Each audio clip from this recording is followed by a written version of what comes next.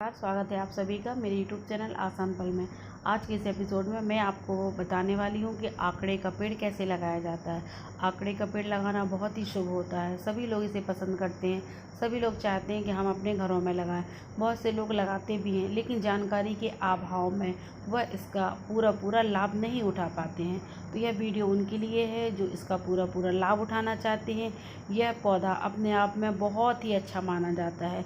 एक इसके पुष्पों की जो तुलना है वह स्वर्ण के बराबर बताई गई है, और इसकी जड़ में तो स्वयं साक्षात भगवान गणेश निवास करते हैं। आप देखेंगे, आपने सुना भी होगा और यह बात एकदम सत्य भी है कि भगवान गणेश है तो काफ़ी समय का जब पेड़ हो जाता है, कम से कम 10 या 11 वर्ष का, तो उसके बाद आप इसको खोदेंगे, इसकी जड़ें निकालेंगे, तो आपको स्वतः ही आपको निर्मित इसकी जड़ में गणेश भगवान की प्रतिमा नज़र आती है। तो यह प्रतिमा आप इसे रख लीजिए अपने पास, तो आपके कार्य सारे के सारे बनने शुरू हो जाते हैं। और इसके अलावा माँ लक्ष्मी की भी असीम कृपा बनी रहती है। तो जब एक छोटा सा पौधा लगाने से, एक छोटा सा पेड़ लगाने से आपको इतने सारे देवी देवताओं की कृपा मिल रही है, तो यह पौधा हर कोई लगाना चाहता है। तो आपको यह पौधा लगाना है तो आपको सही समय का भी पता होना चाहिए। तो आप इसे अच्छे से देखिए, और आपको यह वीडियो अच्छा लगता है तो आप ज़रूर इसे शेयर करिए और लाइक करिए। और अभी तक यदि आपने मेरे चैनल को सब्सक्राइब नहीं किया हुआ है तो आप जल्दी से जल्दी इसे सब्सक्राइब कर लीजिए, यदि आप वास्तव में आकड़े के पौधे का पूरा लाभ उठाना चाहते हैं। क्योंकि यह पौधा ऐसा होता है जो तांत्रिक दृष्टि से, धार्मिक दृष्टि से और आयुर्वेदिक दृष्टि से, हर दृष्टि से ये बहुत ही परिपक्व होता है, सफल होता है और बहुत ही ज़्यादा फलीभूत होता है। इसीलिए हर व्यक्ति चाहता है कि हम इसका पौधा लगाएं और इसका लाभ उठाएं। आप लाभ उठाना चाहते हैं तो आपको एक काम करना पड़ेगा कि आप कभी भी ये पौधा लगाएं तो घर के आप प्रमुख द्वार के पास में लगाएं। यदि आप राइट साइड में लगाते हैं तो अति उत्तम होगा। इसके अलावा आप जब भी पौधा लगाएं तो आप शुक्ल पक्ष और कृष्ण पक्ष में आप कभी भी मत लगाएं, आप सिर्फ शुक्ल पक्ष का ही चुनाव करें। तो आपको यह पौधा जब भी लगाना है तो शुक्ल पक्ष में ही लगाना है। और इसके साथ साथ एक बात और है, वो बहुत ज़्यादा ध्यान रखने वाली बात है कि यदि आप ये पौधा लगा रहे हैं तो आपको मंगलवार के दिन, जी हाँ, मंगलवार के दिन आपको शाम के समय जाना है और आपको हल्दी और चावल लेकर जाना है। और जहाँ भी आपने नज़र कर रखी है कि हाँ मुझे इस पौधे को ले जाना है, अपने घर पर स्थापित करना है, तो आप वहाँ पे जाइए और हल्दी और चावल वहाँ पर रखिए और भगवान गणेश से, क्योंकि हमें जड़ उखाड़ना है, बिना जड़ उखाड़े हम उस पेड़ को नहीं उठा सकते हैं, नहीं निकाल सकते हैं। तो आपको भगवान गणेश की प्रार्थना करना है, आपको निवेदन करना है कि हे गणपति देव, आप हमारे घर में विराजमान रहिए, हमारी सारी समस्याओं को हल करिए, हमारे सारे काज बनाइए। तो इस तरह से आपको निवेदन करते हुए आपको वहाँ न्योता रखना है।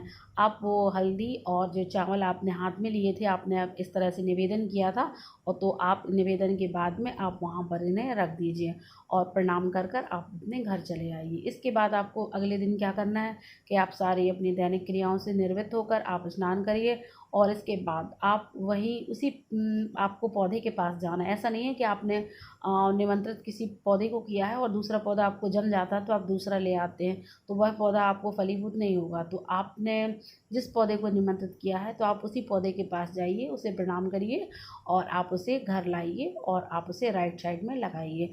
घर में राइट साइड में हम ये पौधा लगाते हैं, उसके पीछे यही तथ्य होता है कि हमारे घर में कोई भी नकारात्मक ऊर्जा प्रवेश करती है तो यह उसको रोक के रखता है। यही वजह होती है, यही कारण होता है कि हम इसे घर की दाहिने तरफ लगाते हैं, घर के और प्रमुख द्वार में ही लगाते हैं, प्रमुख द्वार तरफ लगाते हैं।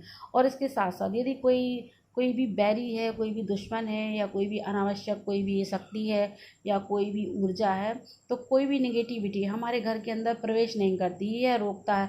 और कोई भी तांत्रिक बाधा है, तो तांत्रिक बाधा यदि मान लीजिए वह स्वतः ही आ गई है, भूली भटकी या जैसे भी समझ लीजिए, या किसी के द्वारा की गई है, तो ऐसी सब चीज़ों से यह पौधा होता है यह बचाव करता है, क्योंकि इस पौधे में स्वयं साक्षात गणेश जी निवास करते हैं, माँ लक्ष्मी निवास करती हैं और भगवान भोलेनाथ निवास करते हैं। इस पौधे के बारे में यह कहा जाता है कि इसके पुष्प हैं वो भगवान भोलेनाथ को बहुत प्रिय होते हैं, और प्रिय के अलावा इसके पुष्प हम भगवान को चढ़ाते हैं, अर्पित करते हैं, तो मनुष्य की सारी मनोकामनाएं पूरी होती हैं। लेकिन हमें श्रद्धा भक्ति भाव का पूरा ध्यान रखना चाहिए। इसके साथ साथ हम जब भी भगवान को ये फूल चढ़ाते हैं मंदार के, तो हमें सफ़ेद रंग के चढ़ाएं तो वो ज़्यादा अच्छा फलदायी होते हैं। और ऐसा भी कहा जाता है कि यह फूल यदि हम चढ़ाते हैं भगवान भोलेनाथ को, तो हमारी दृष्टि में तो वो फूल ही हैं, लेकिन धार्मिक दृष्टि में वह फूल ना होकर सोने के बराबर मान्यता रखते हैं। तो हम भगवान भोलेनाथ को हम जो पुष्प चढ़ा रहे हैं, तो उसका पुण्य प्रताप हमें स्वर्ण की तरह मिलता है, स्वर्ण के बराबर मिलता है। इसीलिए भगवान भोलेनाथ को यह पुष्प चढ़ाए जाते हैं। जो लोग चढ़ा जानते हैं वो ज़रूर चढ़ाते हैं, और जो लोग नहीं जानते हैं तो प्लीज़ अब से आप लोग सफ़ेद आंकड़े के पुष्प भी भगवान भोलेनाथ को चढ़ाइए। और सावन के महीने में तो खूब कृपा हो बरसती है भगवान भोलेनाथ की, तो तब तो आपको रोज़ ही चढ़ाना चाहिए। तो इस प्रकार से हमें सारे देवी देवताओं की कृपा प्राप्त होती है। और भगवान जो गणेश होते हैं वह तो हर काज में सबसे पहले पूजे जाते हैं। उनके बिना कोई भी कार्य पूर्णतः नहीं होता है, मन नहीं माना जाता है। और भगवान गणेश हैं, वैसे भी वो रिद्धि सिद्धि के स्वामी हैं और शुभ लाभ के जनक हैं। वह विघ्नों को हरने वाले हैं। तो जब हमने ये पौधा लगाया है, तो पौधा रूपी हमारे पास पौधा तो है देखने के लिए, लेकिन उस पौधे में हमें बहुत सारे देवी देवताओं की कृपा ही हमें प्राप्त हो रही है। तो क्यों ना हमें इस पौधे को श्रद्धा भक्ति भाव से लगाएं। यदि एक वनस्पति लगाने से, एक पौधा लगाने से हमें इतना सारा लाभ हो रहा है, तो यह लाभ हमें पूरा पूरा उठाना चाहिए।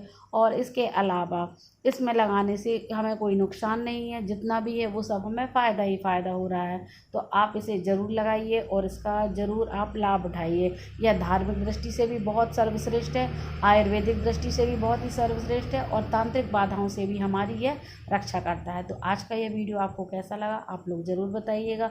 मेरी वीडियो को ज़्यादा से ज़्यादा आप लाइक करिए और शेयर करिए। वीडियो में अंत तक बने रहने के लिए बहुत बहुत धन्यवाद। मिलते हैं अगले वीडियो में, जब तक के लिए नमस्कार।